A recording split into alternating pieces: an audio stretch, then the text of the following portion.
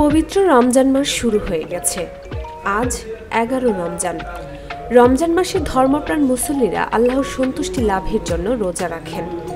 গরম ও খাদ্যাভ্যাসের কারণে দুপুর হতে না হতেই পানি পিপাসায় গলা শুকিয়ে আসতে শুরু করে অনেকের, যার ফলে শরীর ক্লান্ত হয়ে পড়ে।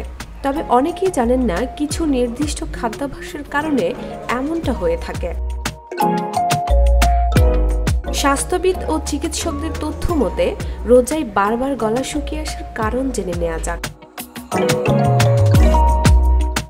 সেহরিতে পর্যাপ্ত পরিমাণে পানি পান না করা, দিনের একটি নির্দিষ্ট সময় পানাহার থেকে বিরত থাকার ফলে শরীরে এমনিতেই পানি স্বল্পতা দেখা দেয়, যার ফলে গলা শুকিয়ে আসতে থাকে। 2. অতিরিক্ত পরিমাণে লবণ খাওয়া। সেহরিতে খাবারের সঙ্গে অতিরিক্ত পরিমাণে লবণ খেলে গলা শুকিয়ে আসতে পারে, কারণ লবণে থাকা সোডিয়াম ক্লোরাইড আমাদের শরীরে পানি ধরে রাখতে সাহায্য করে, যার ফলে দীর্ঘ সময় শরীরে কোনো পানি না পেলে গলা শুকিয়ে আসতে থাকে। 3. অতিরিক্ত কায়িক পরিশ্রম করা। অতিরিক্ত কায়িক পরিশ্রম করার ফলে শরীরে সঞ্চিত পানি ঘাম আকারে বের হয়ে আসে, যার ফলে গলা শুকিয়ে আসতে পারে। 4.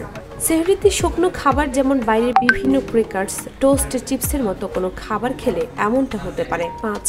অতিরিক্ত মিষ্টি জাতীয় মশলাযুক্ত খাবার, তেলে ভাজা খাবার বা লাল মাংস আমাদের শরীরকে ডিহাইড্রেটেড করে তোলে, যার ফলে আমাদের গলা ও মুখ শুকিয়ে আসতে থাকে।